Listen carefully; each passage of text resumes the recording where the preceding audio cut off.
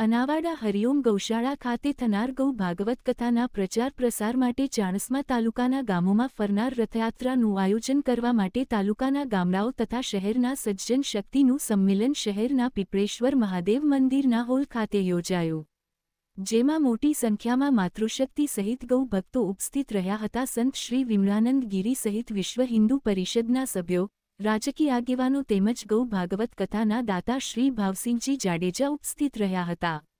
બોલાયેલું ગૌમાતાનું મહત્વ સહિત ગૌમાતા બચાવવા માટે હિન્દુ સમાજની ઉદાસીનતા છોડી દરેક વ્યક્તિને ગૌવ્રતી બની ગૌ સેવા કરવા માટે આજના વક્તા શ્રી ભીખાભાઈ પટેલ જણાવતા કહ્યું હતું કે સમગ્ર પંથકમાંથી બીમાર, અકસ્માત થયેલી, અશક્ત અને અનાથ ગાયોની સેવા કરતી ગૌશાળા માટે ગૌકથા પૂજ્ય રમેશભાઈ ઓઝા દ્વારા થાય છે.